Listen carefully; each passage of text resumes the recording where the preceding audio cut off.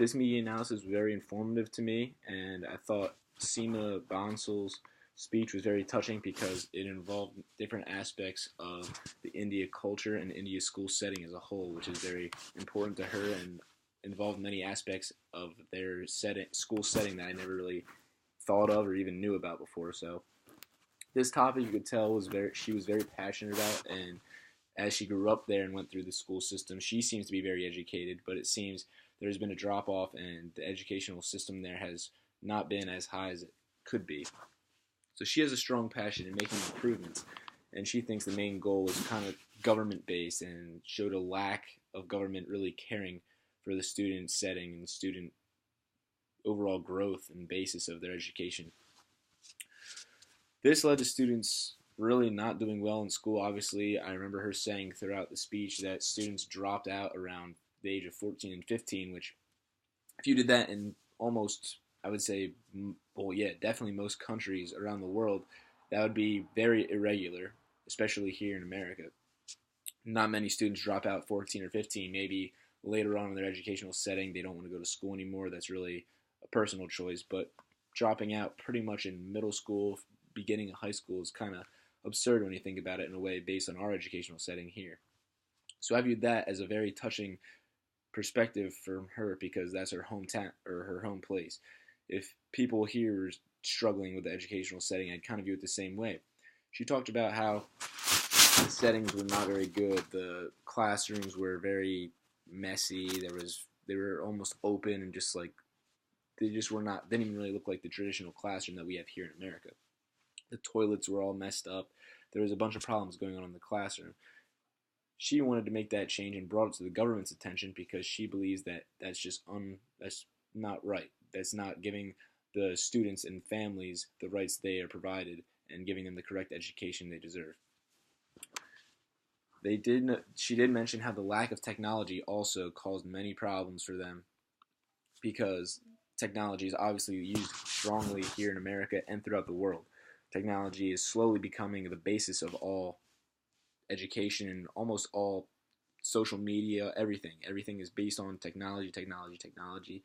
It's used everyday life. Many people in America and throughout the world cannot go 10 minutes without looking at their cell phones, which is unbelievable. So the advancement of technology there, which they lack, all they really have is cell phones. They don't really have the laptops or the quick internet resources that we have here in America and other places throughout the world.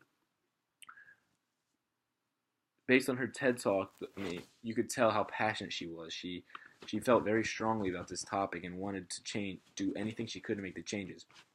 She talked about how this journey wasn't easy, how far she's come, and the people she's talked to have made great strides, but also it was difficult. There's been many arguments and many debates about what was right and what was wrong, what needed to be fixed, what needed to be changed, and what was going to go into those factors and how they were going to figure out certain problems.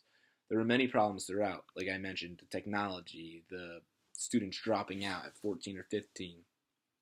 So obviously, based on those topics, if you found out that your friend's family or other families were pulling their kids out of schools at 14 or 15, they weren't just dropping out because they weren't succeeding.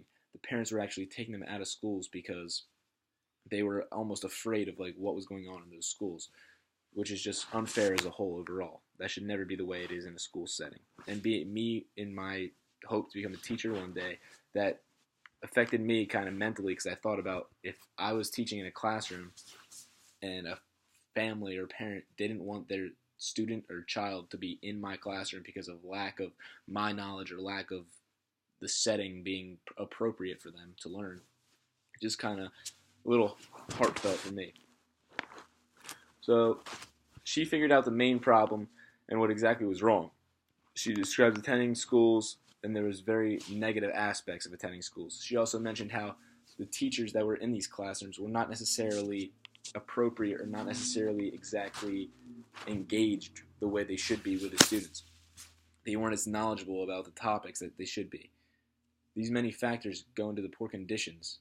Like I said, the setting was bad before. Teachers not being knowledgeable, that's just unacceptable.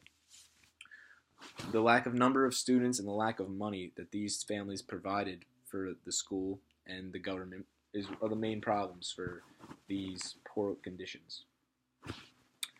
This will allow her to reach her goals by getting others involved and finding ways to get other people to help her out. She's not going to be able to handle this on her own. She knows that. She has taken it into her hands where she has become a leader, which is very good to see, and I'm glad that she's doing anything she can to make advancements. Overall, her speech-wise, talking from a public speaking level of what we talk about in class, I feel that it was very well put together. I feel that her tone was very good. Her tone showed that she cared very strongly about this topic. Her passion was unbelievable for the topic because, like I mentioned before, it was relatable for her. She knew exactly what she wanted to say. She knew how she wanted to get her point across. She wasn't asking necessarily for help from people from here necessarily, but she was just informing them on what is going on and how they're trying to make a change. She wants the best for those who are not being given what she feels like they deserve. So the students obviously should have the right to have an education. The families have the right to have their students have that education and should feel comfortable sending their students off to schools. I feel like this is very relatable if I was a parent because I would want the same thing for my child. In an odd way, I really enjoyed her accent.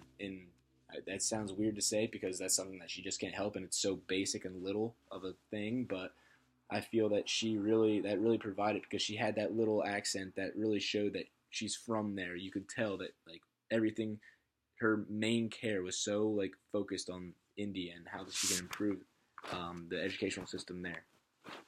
I did catch I think like one or two which I've been locked in now to notice when other people do it because that was one of my biggest, still is a problem that I need to fix, but it was one of my biggest things going into this class, and I feel I do a little bit of a better job, and I hope to keep improving. But I do notice when other people do it now, and try to keep it in my head to not do that. She used fillers here and there, not very often. I noticed it wasn't really a big deal. I feel her pace was very good. I feel she gave the listeners a good amount of time to kind of recap in their own minds quickly before she moved on to another topic. I loved her story. She told a personal story of when she was in India and as a child, how she went through the educational system, how it affected her, and what she went through to become where she is today. That was touching itself because it showed her personal experience with this topic, and it showed how that can be relatable to the students and what they're going through now. One thing I felt that she could have improved on was her overall like movement. I noticed there was a little circular red mat in the middle of the stage, which was obviously put there for her to stand on during the speech. But I would have liked maybe almost either for the mat not to be there and for her to walk around, or for her to even just to walk around even though the mat was there, because I didn't really I didn't really notice how big the audience was or how many people necessarily were there to witness. So maybe it was a smaller group where she didn't have to do that. But overall, I felt like she did a good job projecting her voice, but I would like to see her kind of connect and engage herself with the audience more by walking around. Her story was, again, unbelievably touching. It really showed her personal experience and how it related to others and how she tried to involve, even though I felt obviously people who were in this audience probably were not, well, I don't know, maybe some of them were from India, but not everyone was from India, so I felt she made it almost as if the audience could put themselves in her shoes, which I thought was very important because they kept the listeners very engaged. The school setting overall was just obviously poor, as I mentioned many times throughout this. The factors that went into it are just extremely touching, but she increased that in